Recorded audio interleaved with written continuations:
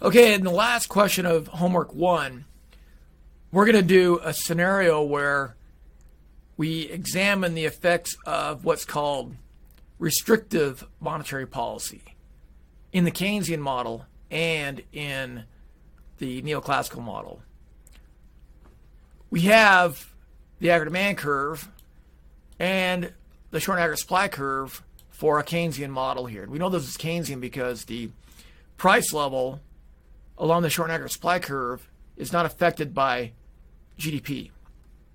In other words, prices are assumed to be inflexible. So this is short and aggregate supply. GDP is beyond what it should be.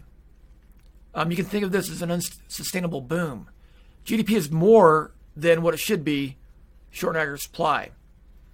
And the reason why that might be is because maybe the economy is overstimulated by past monetary or fiscal interventions. So maybe there's too much stimulus. And so what ends up happening is firms in this situation have incredible amounts of demand for their products. So they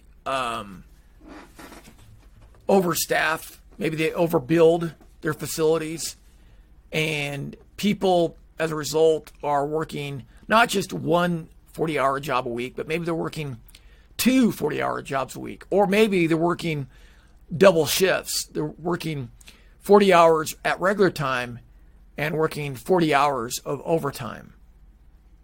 Okay, so now people can work.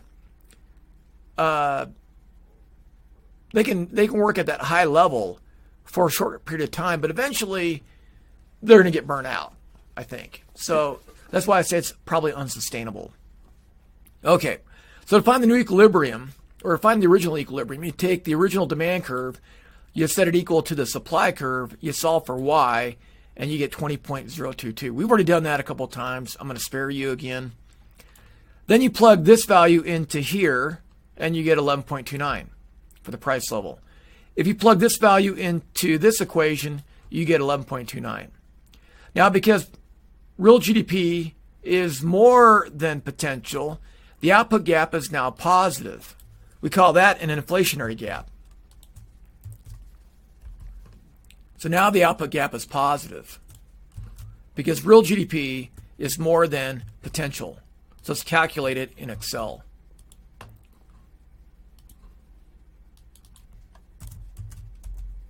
And the output gap is at $1.355 trillion. Now the fiscal budget balance is 0 because that's just an assumption. If I don't give it to you, that's what we assume. So, the fiscal budget is balanced. Now, because real GDP is more than potential, unemployment is low. Firms are having a really hard time finding employees. So unemployment is low, which means unemployment is less than the natural rate. Because GDP is more than what it should be, unemployment is considered too low by many. This boom is unsustainable. The Fed wants to reverse course, and it will generally raise the federal funds rate. Well, it will raise the federal funds rate, which generally raises interest rates that other banks charge. So it's going to raise the federal funds rate. Now, if inflation expectations are constant, again, that's a ceteris paribus assumption, the real rate of interest increases. And when the real rate of interest increases, that decreases investment expenditures, exports, and consumption. And the design of this is to reduce the aggregate demand curve. So we see that right here in the intercept. The intercept of aggregate demand was 20.7. Here it is 20.063. So the intercept falls to 20.063. And that results in the shortened equilibrium going from an unsustainable boom to back to full employment. Okay, so that's the whole point. So we'll hit enter, and then we'll get the correct answers and move on and graph this thing, right? So let me go ahead and grab these values, put them in Excel. So we got real GDP, we got price level, and then I'll go over here and paste it right here.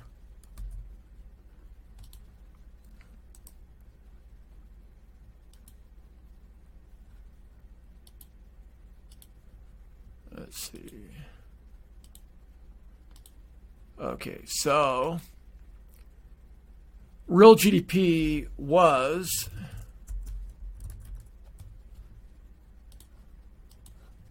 $20.022,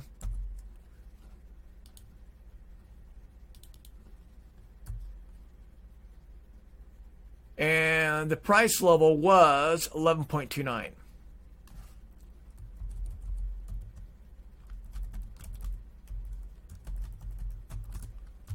Right?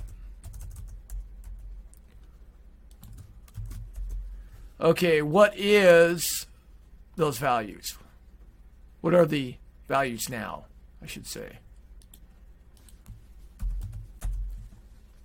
Well, remember, with this monetary policy, that pushes real GDP back down to its potential, 18.667. So this is what GDP is going to be, right? Or let's do this, copy, and then paste special as values. So this is where real GDP ends up being. It was that, now it is that, right? And then we got to calculate the price level. Well, here it's easy to calculate the price level because if you plug that new value of GDP into the short aggregate supply curve, right, you get 11.29. So the price level doesn't change in the Keynesian model. So we can just copy and paste that right here. Okay, and then we can calculate the percent changes. We can calculate the inflation rate. What is the price level minus what was the price level? Divide that difference by what was the price level times 100. And that should be 0 because there's no change in the price level. And we pull that up to here, and we get a decrease in GDP, right? GDP drops by 6.77%. And again, it's what GDP is minus what GDP was. That difference divided by what GDP was, and then multiply by 100 to convert it to a percent. Okay, so we'll go ahead and copy these numbers into here. GDP decreases. We don't need the negative there because decrease implies negative, or negative implies decrease. And the other one was 0, right? Okay. Now let's go ahead and hit enter. We should get everything right. And we do. So let's go ahead and label this graph. So I'm going to grab my pen here. Again, this is the, black. This is the price level here, right? This is GDP here. This is Keynesian short-run aggregate supply, which implies prices are, if not flexible, in the short run. This is long-run aggregate supply. The black one is aggregate demand initial, right? The red one is aggregate demand final, right?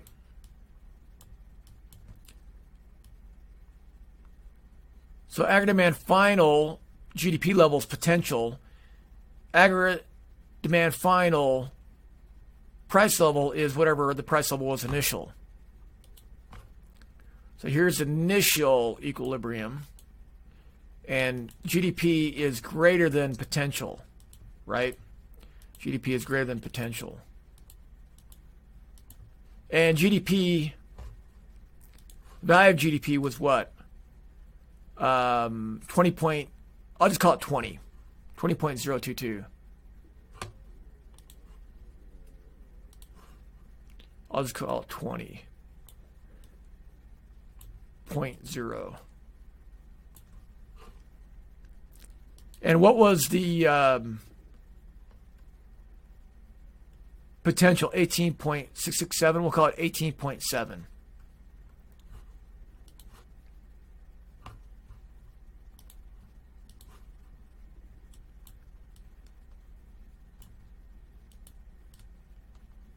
right?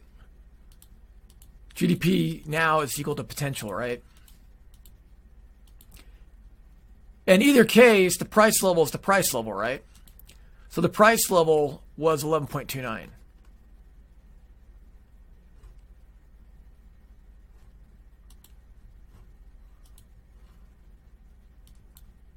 It didn't change. Okay, so aggregate demand fell, right? Aggregate demand fell because the Fed raised interest rates. And that has three effects. Investment expenditures decline. People buy fewer new homes. Businesses don't expand their operations. They put off expansion. New businesses aren't opened by entrepreneurs. Okay, so we see a decrease in investment expenditures. We see less consumption. People are putting off buying the new car.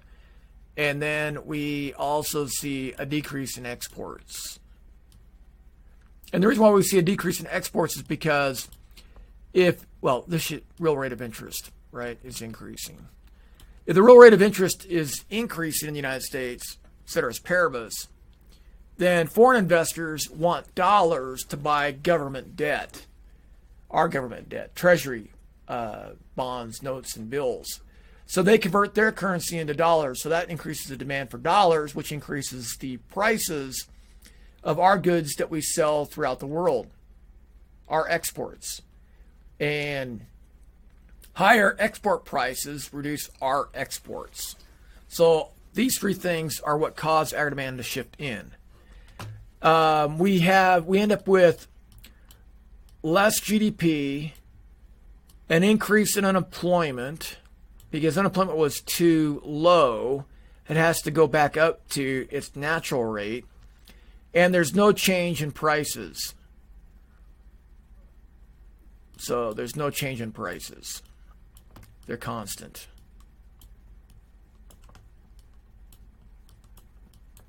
Okay, prices are constant. So this is what your graph should look like when you do your homework. Okay, now let's go to the Neoclassical model down here. This is the Neoclassical version of the model. Okay, so again, we set aggregate demand equal to aggregate supply. We solve for Y, and we get GDP equal to $20.022 trillion. The price level is 11.29. And we find that by plugging this value into GDP here or into GDP here. Either case, we get 11.29. Again, the GDP is greater than potential.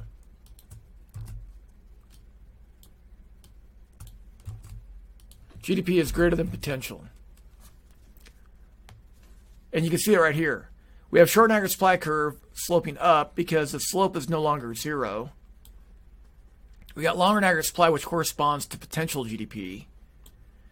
And then we got aggregate demand that slopes down, right? So GDP is more than what it should be. Unemployment is too low, right? Unemployment's too low, and GDP is too high. So the Fed's going to come in with, it's going to come in and raise interest rates, which it does by raising the federal funds rate.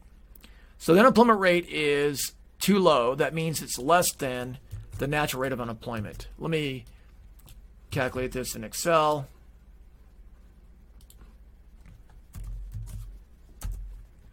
$1.355 is the output gap. And so if inflation expectations are constant, the real rate of interest will rise, or the real rate of interest increases. That decreases investment expenditures, exports, and consumption. And those are correct because they're really the same answers as above, right? Really the same answers as above. Okay. Yeah, so everything down here is the same as it was up there, right? Except for the price level, right? The final price level is going to be higher. Okay, so let's go ahead and, we need to calculate the new price level here, right? So we're going to take the aggregate demand curve and go back to Excel here. Let's go back a sheet.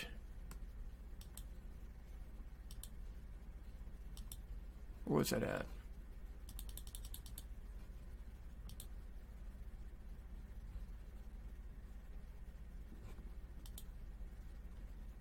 Okay, sheet 14, I think it is. Sheet 13. So, okay. So remember, in the Keynesian model, the prices were flat. The price level is flat. So we're going to replace 11.29 with what? The new aggregate demand curve, right? And we're going to multiply it. So this is the new aggregate demand curve, right? See that right there? The new aggregate demand curve. And we're going to multiply, or we're going to plug in the value of GDP, the new GDP level. And we get a price level that is lower, right? We get a lower price level. Okay. Now the cool thing about this is if we plug the original GDP level into the original aggregate demand curve, we get 11.29, as we should, right? So we have the original aggregate demand curve. We're going to plug in the original GDP level, and we should get 11.29. And we do, right? We get 11.29. Okay. So aggregate demand goes from overstimulated with an intercept of 20.7 to not so stimulated because the Fed has rolled back its stimulus. It's employing a restrictive monetary policy, which reduces the value of the aggregate demand curve's intercept. And so the price level falls from 11.29 down to 10.68. GDP level falls from 20.022 to 18.667. The GDP level drops by 6.77%. The price level in the Neoclassical model drops by 5.36%. And again, we don't need the negative because the negative implies decrease. And we hit enter and we get all the correct answers, right? Okay, so let's go ahead and label this graph. I'll pull out my pen. We got the price level. We got long run aggregate supply. We got short run aggregate supply. We got initial aggregate demand. We got real GDP. We got the initial equilibrium.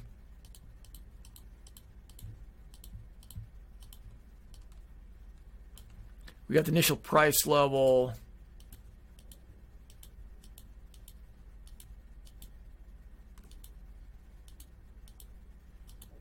Right?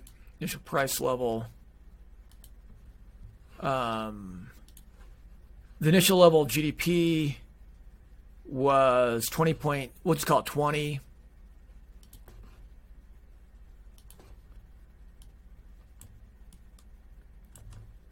.0.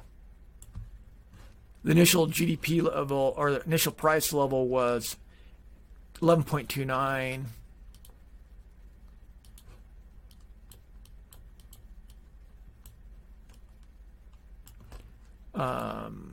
We have the new equilibrium where GDP is equal to potential, right? And we have a smaller price level, a decrease in the price level, right?